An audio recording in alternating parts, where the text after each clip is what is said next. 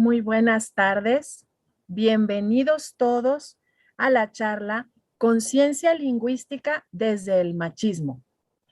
Esta charla será impartida por el doctor Salvador García de Campus Cuernavaca. Pertenece a la iniciativa Escribe desde Casa, que es una iniciativa de la Escuela de Humanidades y Educación en colaboración con el Centro de Escritura del Tecnológico de Monterrey, para acercar a la comunidad académica y público general temas de interés relacionados con la escritura. Esta es una actividad académica que está siendo transmitida en vivo a través del canal de YouTube de la Escuela de Humanidades y Educación. Les pedimos enfocar sus comentarios e intervenciones en el tema de la charla taller a fin de enriquecer la visión del público general. Pues muchísimas gracias. Bienvenido, doctor Salvador. Muchas gracias por acompañarnos. Le cedo cámara y micrófono. Perfecto, muchísimas gracias. Buenas tardes a todos quienes nos acompañan. Es un verdadero honor estar transmitiendo aquí desde Campus Cuernavaca para este gran proyecto que son Escribe desde Casa del Centro de Escritura del Tecnológico de Monterrey. Hoy tengo la dicha de presentarles a ustedes esta charla que se llama Conciencia Lingüística desde el Machismo. Al finalizar el taller, el alumno será capaz, si me pasa la segunda imagen, por favor.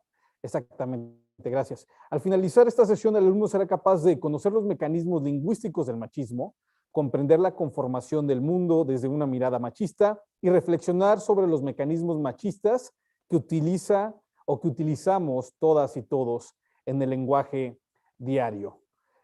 Empezamos con una frase de Ludwig Wittgenstein, este filósofo que es parte de lo que se conoce como el giro lingüístico en la filosofía.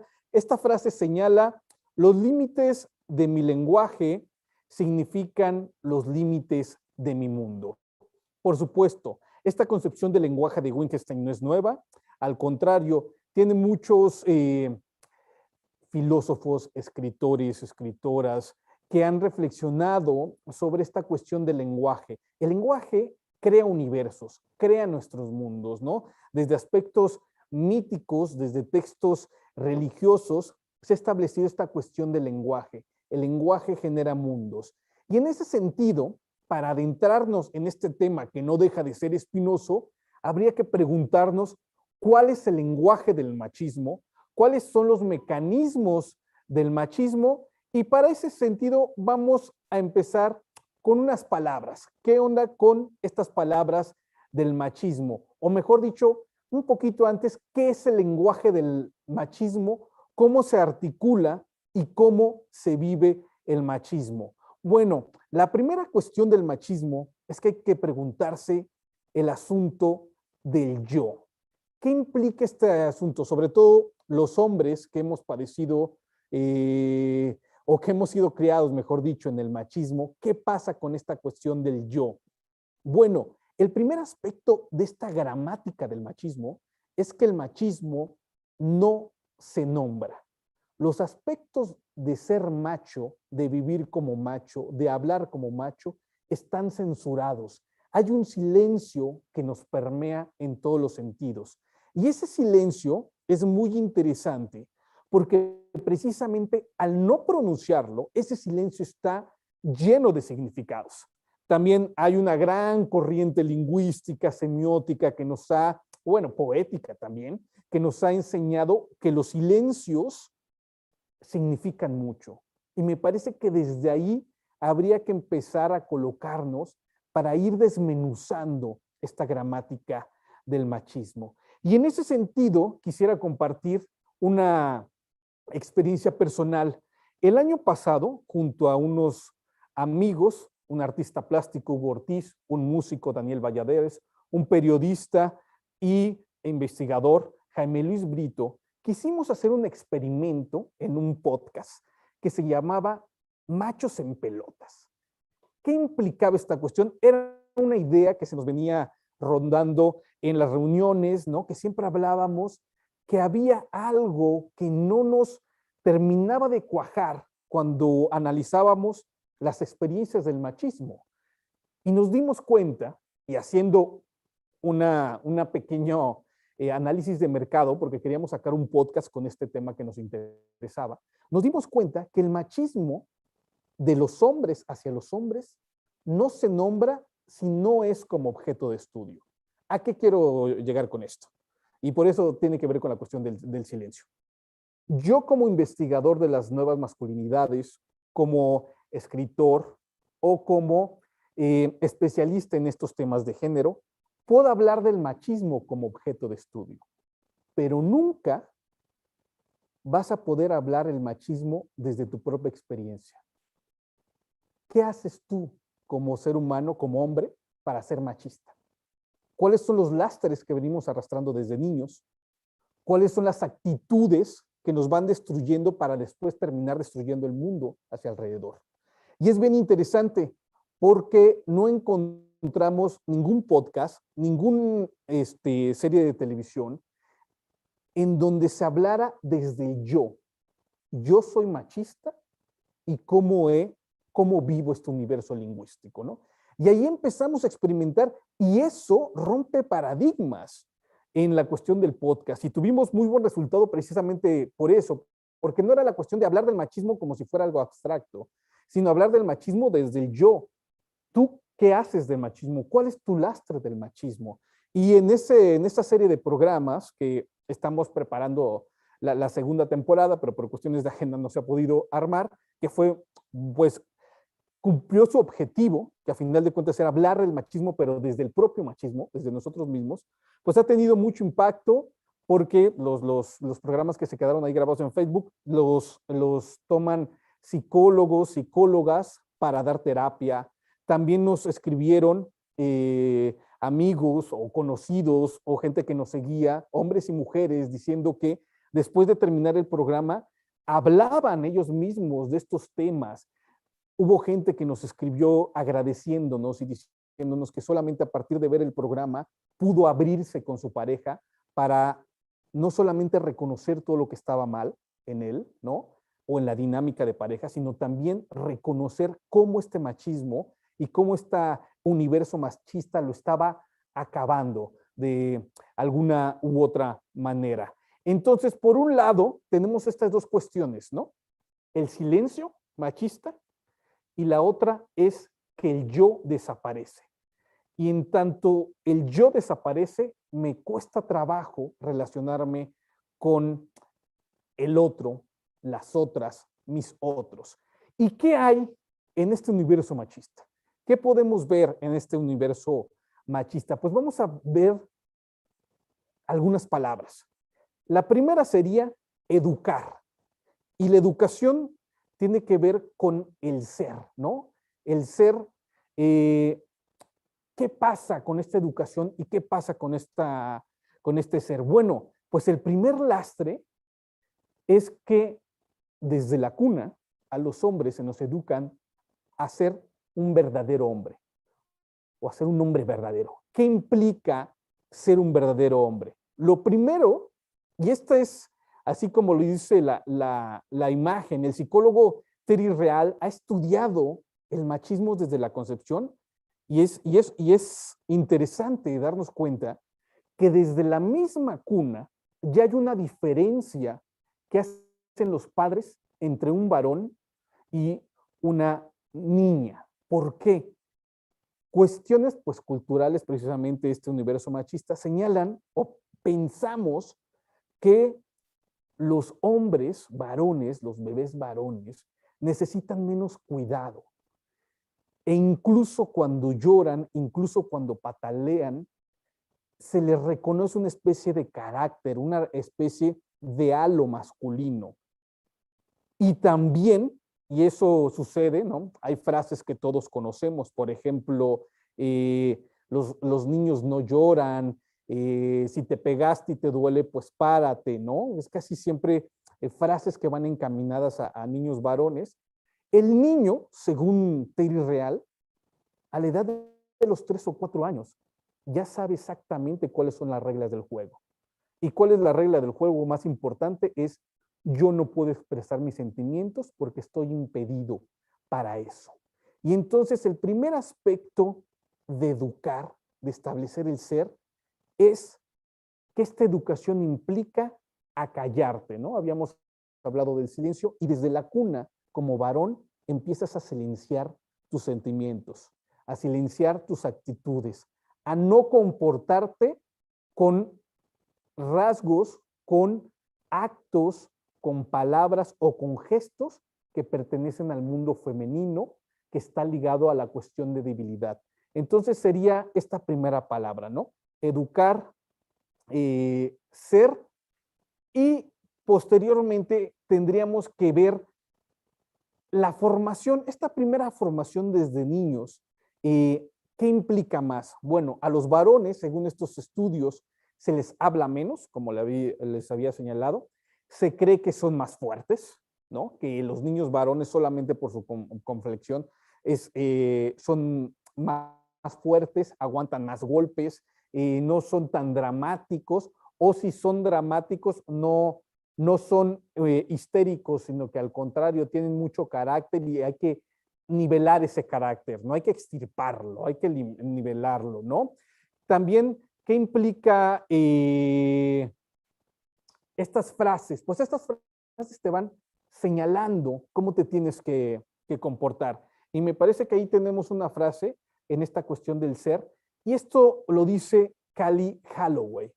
A los chicos, una escritora, a los chicos se les educa para eliminar esas emociones e incluso se les inculca que su masculinidad depende casi exclusivamente de ello.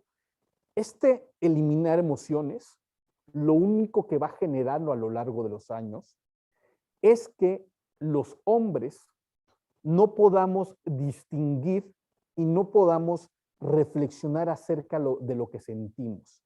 Y por tanto, cuando queremos expresar nuestros sentimientos, no sabemos si tenemos coraje, si tenemos abandono, si estamos tristes, incluso si estamos alegres. Y la única manera que lo sacamos, que ahí tiene que ver con otra palabra del universo machista, es la violencia. Y a partir de la violencia es como nosotros podemos expresarnos hacia los demás. Pensemos en los Juegos Olímpicos, ¿no? Que acaban de pasar. La violencia está permitida en los varones, pero no en las mujeres donde se les critica, ¿no? Entonces, esta cuestión de educar y ser va encaminada a eliminar emociones y ahí tiene que ver con el silencio. Pasamos a la otra, por favor. La segunda palabra que les quiero compartir es reprimir, que tiene también con esta cuestión de la educación. Y la represión es muy interesante porque se dispara hacia muchos aspectos, ¿no?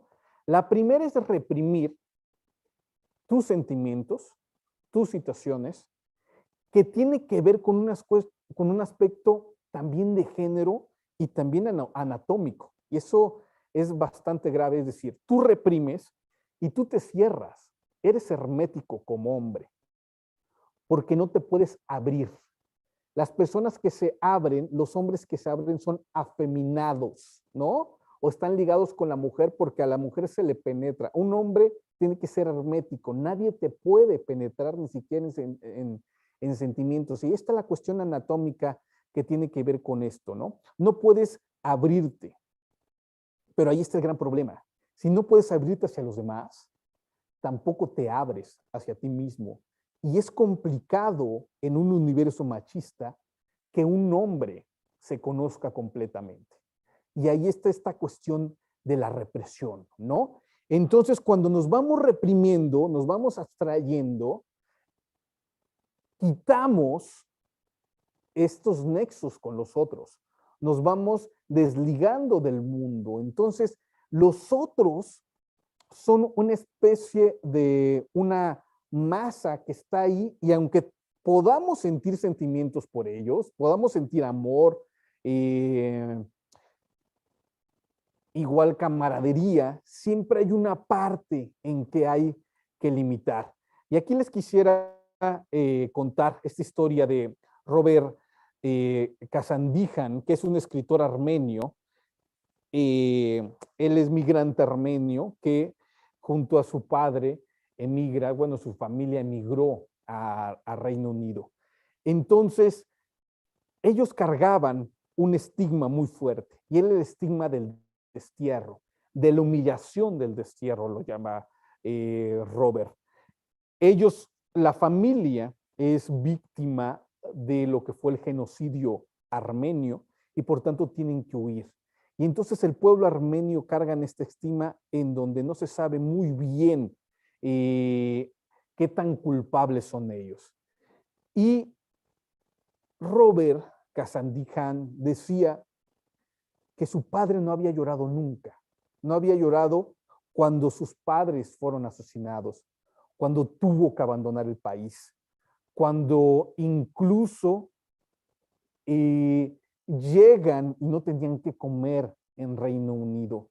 Nunca lo vio llorar porque cargaba esta humillación del desterrado y expresar sus sentimientos lo hacía más débil y él ya estaba humillado, ¿no? Por ser desterrado, por haber sido una víctima del genocidio en contra de su pueblo y por tanto no se podía dar la licencia de expresar sus sentimientos.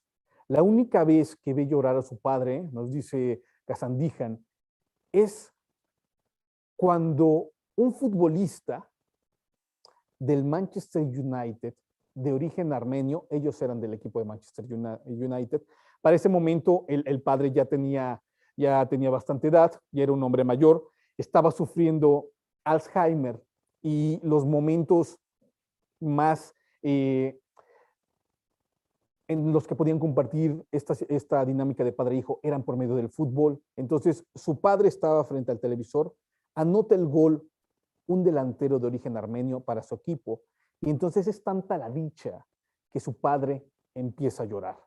Y entonces Kazandijan dice que no sabía de dónde provenía el llanto de su padre. No sabía si era porque por fin, de alguna otra manera, su pueblo iba a ser reconocido por ese gol.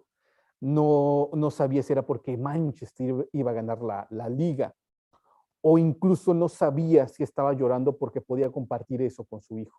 Lo que sí nos dice el escritor Kazandijan es que él sí sabía por qué él comienza a llorar cuando ve a su padre llorar. Y él dice, yo lloré porque sé que era la primera vez y la última vez que iba a ver llorar a mi padre.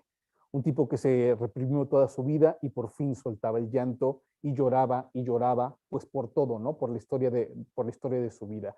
Entonces, esta represión como forma de vida es tremenda porque implica también una fortaleza del hombre tener que aguantar, ¿no? Solo en el fútbol, como lo veíamos en el ejemplo, se podía dar la licencia de llorar, o solo en momentos específicos, pero posteriormente no se puede dar la licencia de llorar, y entonces el hombre tiene que reprimirse y tiene que, pues, aguantar. Y vemos esta frase que aparece ahí, y esto es de Kazandijan justamente, ¿no? La construcción patriarcal de la masculinidad es algo muy real y es algo que nos desguaza por dentro, ¿no? Que nos carcome por dentro. Nos condiciona para rechazar las respuestas genuinas al dolor que nosotros mismos experimentamos y el dolor que sufren las personas de nuestro entorno. Y eso es bien importante, cómo esta represión nos aísla de todo el mundo, y de ahí viene la siguiente imagen, que justamente estas dos palabras, que por cuestiones de tiempo, el universo machista tiene muchísimas palabras, ¿no? Pero solamente vemos dos, ¿no? La educación y la represión. ¿Qué pasa con esto? Que la educación, cuando desde niño te están señalando cómo te tienes que comportar, cómo tienes que actuar hacia los demás, puedes sacar estos sentimientos explotan sobre todo en actitudes violentas. La primera que aparece ahí en la imagen es el alcoholismo. Es muy interesante. En el alcoholismo, cuando tenemos alteraciones de los sentidos, los hombres es cuando podemos expresarnos tal y cómo somos. Muchas veces el alcoholismo va ligado precisamente a esta cuestión de la represión, ¿no? El alcoholismo, soy alcohólico porque solamente en ese momento me siento libre, porque es tanto el lastre que tengo en mi alma que a partir del alcohol o de las drogas puedo estar de alguna otra manera ligado a mi yo. Esta violencia que tiene que ver con el alcoholismo, con la drogadicción, con otras adicciones, merma mi salud. Como hombres nos tenemos que aguantar, ya nos habían dicho. Como hombres tenemos que rechazar a ser débiles. Como hombres no podemos llorar, no podemos quejarnos. Entonces, pensemos nosotros como hombres, creo que las nuevas generaciones están cambiando, ya me dirán o no, pero sobre todo las generaciones más grandes que la mía y las generaciones de la mía todavía, padecemos esta lógica de muerte, ¿no? Solamente vamos al médico cuando realmente el dolor es insoportable. Y muchas veces el hombre que ya va con una enfermedad crónica y va al médico ya cuando es insoportable el dolor, ya no hay manera de revertir esa enfermedad. Y hay casos en todos los sentidos, ¿no? Personas que pasaron 6, 8, 10 meses aguantando, porque así tenía que ser, porque eran hombres. La segunda violencia también tiene que ver, y ahí hay otras cuestiones también del mundo machista, ¿no? El honor, el hacerte cargo de tu familia, que va ligado con la adicción al trabajo. El trabajo, hasta cierto límite, ¿no? Es correcto, pero la adicción al trabajo genera problemas. Vivimos en un mundo cuya enfermedad principal es el estrés, ahora con la pandemia también la ansiedad, y son los dos males del siglo XXI, eso sí, tanto para hombres como para mujeres. El asunto es que la forma de defensa de los hombres es el trabajo. En el trabajo te refugias, en el trabajo encuentras un espacio en donde puedes demostrar qué tan hombre eres, cómo te manejas en la cuestión de la hombría. Yo soy muy hombre y por eso trabajo hasta el domingo. Tengo 3, 4 trabajos. No importa si me alcanza o no el dinero, el asunto es demostrar. Bueno, el trabajo como un lastre de la posmodernidad, si no se mantiene en niveles saludables, por supuesto, que termina matando. El siguiente aspecto es la violencia, y eso es bien interesante. A diferencia de las mujeres, los hombres no tenemos redes de apoyo.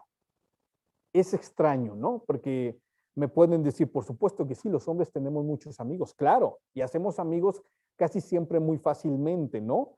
Pero hablamos de fútbol o de cerveza, ¿no? Los clásicos amigos de borrachera, pero no hay redes de apoyo. ¿A qué me refiero con esto?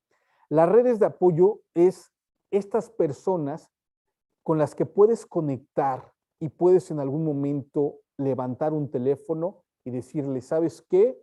Me pasa esto, me siento así, creo que me siento muy mal. O al contrario, ¿no? Y esta es una pregunta, les digo, creo que las nuevas generaciones afortunadamente está cambiando esto, pero una pregunta para la gente de mi generación, ¿cuántas veces ustedes le han hablado a un amigo para decirle, estoy feliz? No tengo un nuevo trabajo, no gané tal premio, no me dieron bono, no, o me compré un nuevo carro, no para compartir logros, sino simplemente estoy feliz y la verdad me siento tan feliz que puedo compartir mi felicidad contigo y me pongo a llorar contigo. Eso creo que muy pocos hombres lo hemos experimentado. ¿Por qué? Porque tiene que ver con lo mismo. Somos herméticos, no nos podemos no nos podemos abrir al mundo. Y en ese sentido, cuando tenemos esta cuestión de carecemos de redes de apoyo, lo primero que como hombre, cuando un amigo te llama y te dice, ¿cómo estás? ¿Bien o mal? Bueno, estás mal, no importa, vamos a echarnos unas chelas. Te invito a unas chelas, vámonos de farra y con eso te vas a liberar. Por supuesto, todos los hombres sabemos que cuando tenemos dolores realmente en el alma, lo que implican las farras solamente es que te va acrecentando el vacío, ¿no? Estos placeres efímeros, pues en realidad lo que te hacen es que te lastiman cada vez más y se vuelve más grande la brecha. No puedes interiorizarlo, no puedes expresarlo, por tanto, pues hay todo un cúmulo de sentimientos que lo único que te generan es un cáncer por dentro. Y lo último, y creo que en un país como México, en donde estamos padeciendo el grave problema de violencia intrafamiliar, que en su expresión más terrible es el feminicidio, además de toda esta violencia en contra de las mujeres, pues precisamente es este último punto, ¿no? La violencia que sale del hombre que está silenciado, que está frustrado, que no tiene redes de apoyo, que se ha educado como tal, que por supuesto no sabe nada de esto porque nunca se ha puesto a reflexionar de su vida y que parece la destrucción de los otros. Y entonces ese es el gran asunto del machismo y de este universo machista, ¿no? Esta conciencia lingüística que estoy planteando acá, la destrucción de los otros. Al destruirte a ti, al final de cuentas, cuando salen tus sentimientos, destruyes a tus ojos, a tus otros, destruyes a tus hijos, destruyes a tu pareja y en casos extremos no solamente golpeas a tu pareja, sino que la matas. Y creo que ahí está la clave y la importancia de este tema. Y por último, precisamente, esta última imagen es preciso la palabra. Y creo que esta palabra la tenemos que reflexionar, la tenemos que meditar, y es una pregunta que sería bueno que la integráramos al universo machista. ¿Hasta cuándo? Y el asunto es ¿hasta cuándo? ¿Hasta cuándo como hombres vamos a romper el silencio? Vamos a romper la educación machista. Vamos a romper este hermetismo absurdo. ¿Hasta cuándo nos vamos a dar cuenta que este universo y esta carga de palabras que nos han impuesto desde niños, pero que después nosotros vamos alimentando, eligiendo, vamos a poder con ella? ¿Hasta cuándo vamos a evitar que por estos prejuicios, por estas actitudes, sigamos muriendo, sigamos padeciendo alcoholismo, sigamos generando relaciones tóxicas, estemos desligados de la gente que más amamos, que serían nuestros hijos, que serían nuestras parejas? ¿Hasta cuándo? Esa es la gran pregunta del machismo, pero es una pregunta que como hombres y en forma individual creo que nos tenemos que hacer cada uno de nosotros. Muchísimas gracias por su atención. Quiero agradecer al equipo del Centro de Medios de la Escuela de Educación y Humanidades del Campus Cuernavaca por todo su apoyo. Aquí está la bibliografía que utilicé. Las imágenes son de Hugo Ortiz, mi amigo con el que hicimos el programa y que generosamente me la cedió los derechos para esta presentación. Muchas gracias y muchas gracias al Centro de Escritura a nivel nacional por darme la oportunidad de ofrecer esta charla. No sé si haya preguntas. Sí, tenemos, bueno, comentarios de Yael Mar, súper interesante, de Odalis Atsiri, excelente tema, y pregunta Xochitl Virto, ¿el yo se hace consciente de su pérdida? ¿Sería una pérdida de? Así está la pregunta. Y yo creo que, bueno, muchas gracias por sus comentarios. Creo que en este sentido, el universo machista te genera, no sé cómo decirlo, pero una especie de autodefensas, ¿no? Eres tan fuerte y eres tan macho que justo estas pérdidas no significan nada para ti. Es un absurdo, por supuesto, ¿no? Pero estas pérdidas podríamos señalarlos como eso, un vacío en el propio yo, que hasta que no te haces consciente de todo lo que te está afectando, vives así. Ojo, eso no implica que vivas bien, implica que vas viviendo con una herida que nunca se sana, siempre está sangrante. Gracias. Tenemos otra felicitación de Laura Fernanda. Excelente charla. Son, son los comentarios que tenemos por el momento. Principalmente felicitaciones. Muchísimas gracias. Entonces, pues, si no hay más preguntas, tengo... pregunta, sí. Completa la pregunta Xochitl Virto, que sí, completa ella. Dice, quise decir pérdida de identidad. Y pregunta también, otra pregunta de Odette Ocampo, ¿cuáles considera que son los valores que se ven más afectados por el machismo? Bueno, lo de Xochitl, muchas gracias Xochitl por acompañarnos. Pues creo que sí, la pérdida de identidad se enmascara en estas actitudes y estos prejuicios, ¿no? Es decir, yo puedo estar adolorido o puedo estar padeciendo alguna enfermedad mental, pero mientras yo me comporte o tome la máscara del machismo, a partir de ahí me defiendo y puedo ser, digamos, un enfermo funcional o un macho funcional, siempre y cuando, y ahí está el gran peligro, estas cargas o estas pérdidas de identidad, ¿cómo van a salir? Ese es el peligro de la cuestión machista, porque no solamente tiene que ver con una cuestión de hijos, pareja, que ya es sumamente grave, sino también cómo te relacionas con tu familia alrededor, con tus amigos, pero también en tus centros de trabajos. Si tú eres jefe, líder de un área, de una empresa, de un proyecto, ¿cómo tratas a tus compañeros, a tus colegas, a tus subalternos, a las mujeres a tu alrededor, a los hombres a tu alrededor? ¿Los humillas o no los humillas? ¿O los humillas pensando que es así la manera correcta de relacionarte entre hombres? Y por supuesto, además, es una humillación bastante interesante porque tú eres el líder y sabes que el otro depende de ti para que comas. Entonces lo puedes humillar y sabes que no va a haber una respuesta igual, ¿no? Pensemos en eso. Y todo este cúmulo de acciones culturales que los hemos visto desde hace algunos años a partir del Me Too, ¿no?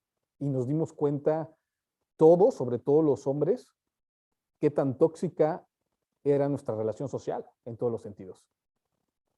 Y la otra pregunta, perdón, era de Odette. Sí, dice que ¿cuáles considera que son los valores que se ven más afectados por el machismo? Híjole, yo creo que los valores, lo primero que se afecta en el machismo, pues no sé, pues no es un valor, pero creo que es un aspecto muy importante que es la paz mental del individuo machista, pero sobre todo los que están alrededor de él. Esta paz mental que implica vivir bien, disfrutar tu trabajo, disfrutar tus recreaciones, de disfrutar tu vida. A final de cuentas, ese es el primer aspecto, ¿no?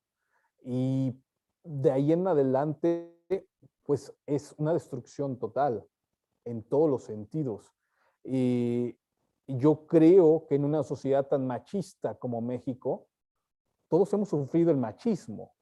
No importa si eres machista o no, pero siempre hemos sufrido el machismo, ya sea como hijos, ya sea como hermanos, ya sea como amigos, ya sea como subalternos, ¿no?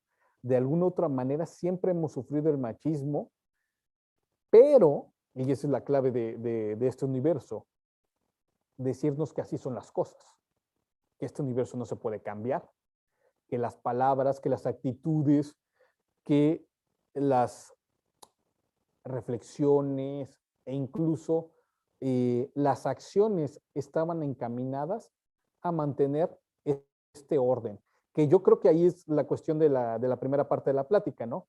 El silencio. No se habla de esto porque así es, y nada más.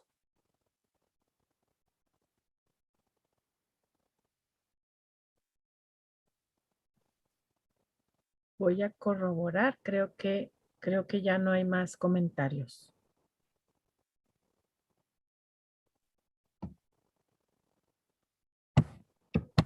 No, no tenemos más comentarios. Entonces, si no hay... Ah, no, me están diciendo que sí. Ok. Disculpa. Dice Daniel, el machismo perjudica el amor propio convirtiéndolo en un narcisismo. Dice ahorita que mencionó la paz mental. Pues yo creo que sí, ¿no? O sea, porque es que es bien interesante este fenómeno social del machismo. Pensemos en esta cuestión narcisista. O sea, no me gusta generalizar, porque creo que también hay una revolución muy importante que estamos viviendo a partir de las nuevas tecnologías respecto a las nuevas generaciones, ¿no? Entonces, voy a hablar, y esto es lo que también planteo y creo que es necesario, hablar desde mi trinchera, desde lo que yo he vivido. Entonces, este narcisismo, por lo menos en mi generación, por supuesto que está armado. La situación es que se disfraza, ¿no? O sea, entre la gente de mi generación, los hombres de mi generación, ¿qué es ser exitoso? Ser exitoso, por supuesto, en esta cuestión machista, es ganar mucho dinero, sin importar la manera en que lo has ganado. Que ya ahí, si se dan cuenta, empezamos a tocar otros temas, que por qué el país está como está. O sea, el asunto es el dinero. No importa si hago cosas legales o ilegales. El gran macho es aquel que tiene el mejor carro, que tiene la mejor ropa, que tiene en asuntos ya realmente grotescos un harem de chicas que se mueren por él. Y esto que nos establece el machismo, pues te va alimentando el ego. Entonces no estás mal, estás bien. ¿Qué pasa con las frustraciones, con los dolores, con las enfermedades mentales, incluso que padeces como individuo? Pues lo ocultas, y es lo que decíamos, ¿lo ocultas en qué? Pues en los excesos, ¿no? La drogadicción, el alcoholismo, incluso en actividades de riesgo. El asunto es que esto que tapa el machismo en tu vida se mantenga así, oculto. Y eso es lo peligroso, porque cuando estalla eso, se vuelve un, un ciclo de violencia que no se puede parar. Y les digo, en un país como México, donde uno de los graves problemas es el feminicidio, creo que hace falta esta discusión urgente en todos los niveles, ¿no? Empezando por esto mismo, por la gente de mi generación y como profesor del TEC, yo veo que si hay un cambio en las nuevas generaciones, aunque claro, están viviendo otras formas de machismo, otras formas matizadas. El, el 8 de marzo, me parece, antes de la pandemia, o sea, otro mundo todavía, eh, hubo este gran movimiento donde las colegas no vinieron a trabajar, ni tampoco las estudiantes vinieron a clase. ¿Qué hicimos con los muchachos? Pues una dinámica precisamente del machismo. A mí me sorprendió ver que este universo ha cambiado sus puntos geográficos, pero sigue influyendo mucho, ¿no? Sin embargo, lo que yo sí creo en las nuevas generaciones, o por lo menos en los alumnos con los que me ha tocado convivir, es que sí están rompiendo el silencio. Sí hablan mucho sobre sus sentimientos, hablan mucho sobre lo que les duele, hablan mucho y se abren Y en ese sentido empiezan a tender redes de apoyo, que eso es importantísimo, ¿no? Ese es el gran problema de los hombres de mi generación. No tenemos redes de apoyo. Tenemos muchos amigos, muchos cuates, lo que ustedes quieran. Redes de apoyo no tenemos porque es casi hasta humillante hablarle a alguien para decirle, me siento mal, me siento bien, quiero llorar, o simplemente hablarle y decir, ¿sabes qué? Conocí a una chica y estoy sumamente enamorado. Quiero formar una familia. Híjole, pues, ¿qué onda en el universo machista en el que vivimos?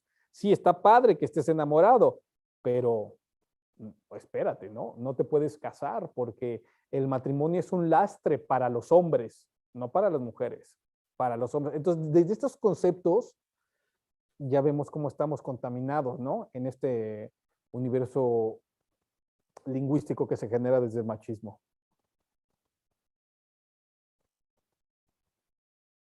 Gracias. Tenemos otras dos preguntas. Primero, si las mujeres también promovemos este tipo de machismo. Y la segunda pregunta, si, ¿qué podemos hacer para mejorar esto? Para mejorar el machismo, ¿verdad? Digamos, para atenuar el machismo o para mejorar la situación. Ah, ok, perfecto. La primera pregunta respecto a las mujeres, yo creo que sí, sobre todo, y vuelvo a hablar, ¿no? De mí y de mi generación. Eh, Creo que muchos vivimos en hogares donde incluso el machismo estaba fomentado por tu madre, ¿no? Por la mamá. Sin embargo, creo que hay dos cuestiones. La primera es que en aspectos culturales, pues tienes que distinguir que también ellas fueron parte de este universo y de este proceso y de esta cultura machista. Entonces, llega un momento en el que sí, mi mamá me educó así, pero caray, uno tiene conciencia y puedes liberarte de algunos lastres que a ti no te parecen saludables. El segundo aspecto en ese asunto, yo creo que ahí más, porque creo que caeríamos ya en una cuestión de yo no les puedo decir a las mujeres qué pasa o qué hacen o qué no hacen o qué pueden hacer o qué pueden dejar de hacer. Lo único sería como una invitación de a las mujeres reflexionar cada una de ellas si tienen actitudes machistas, ¿no? Eso sería nada más como una invitación, pero más que nada, ahí está el asunto. Y la otra cuestión de cómo podemos hacer para que se vaya alimentando esta zona de salubre en contra del machismo, pues yo creo que el primer paso sería hacerlo consciente. Si no creemos que hay un problema, no lo podemos solucionar. Y en ese aspecto creo que sí tiene que ver mucho con los hombres. Si nosotros como hombres no hacemos conciencia de eso, no lo vamos a romper. Y ahí entramos en un laberinto muy fuerte y una encrucijada que no sé si queramos cruzar los hombres o no. Estar conscientes del machismo implica hacernos conscientes de nuestros privilegios y posiblemente no los vamos a querer eliminar. Siempre es bueno tener privilegios, ¿no? En la sociedad. Entonces, ahí es la gran encrucijada. Una reflexión que tenemos que hacer cada uno de nosotros como hombres de diferentes generaciones. Y el segundo aspecto es, una vez consciente, ¿nos vamos a liberar de nuestros privilegios? ¿O solamente vamos a decir, ah, no, pues está muy mal, sigamos igual? Es que ese es el gran problema, ¿no? Cuando uno se da cuenta que es parte de un sistema en donde las actitudes, las acciones, la cultura afecta a los demás, pero a ti no, a ti al contrario, tienes privilegios, para cambiar las cosas tienes que renunciar a tus privilegios. Y ahí creo que también los hombres tenemos que hacernos conscientes de esto y pensar que para cambiar tenemos que olvidarnos de estos privilegios. Gracias. Tenemos otra pregunta de María del Cielo. Pregunta, ¿cómo se puede ir disminuyendo el machismo en el entorno familiar? Híjole, creo que es que el machismo es eso, ¿no? Por eso hablaba del universo machista, es muy amplio. Creo que lo primero que tendríamos que hacer sería identificar cuáles son los mecanismos machistas que están engendrados en la familia y a partir de allí, y creo mucho en la palabra, así como lo que les decía en este inicio de la plática con Wittgenstein, ¿no? Creo que la palabra genera mundos, nos deja ver universos que apenas estamos a veces adivinando, ¿no? Y en ese sentido creo que con la familia se pueden hablar. Una vez identificado el problema, yo apuesto a la palabra. Creo que la palabra es sanadora y está ligada a algo que creo que en las últimas décadas se nos ha olvidado en el país y en el mundo, que es la misericordia, ¿no?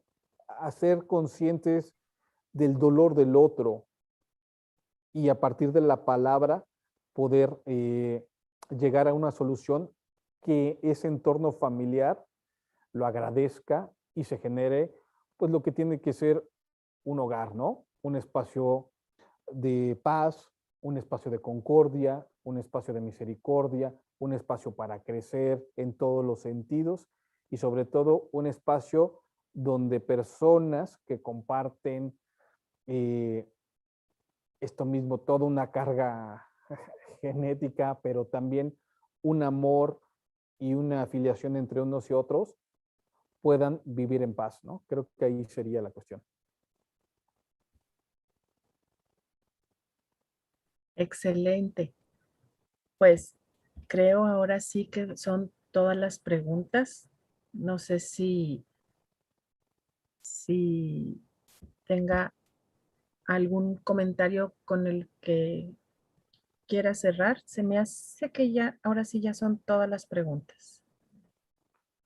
Ok, pues nada más para cerrar, yo sí exhortaría a todos los hombres que están en esta charla que empecemos una reflexión acerca de cómo yo vivo, cómo he padecido y cómo puedo cambiar el machismo, ¿no? La pregunta que yo hacía al final de la presentación es ¿hasta cuándo?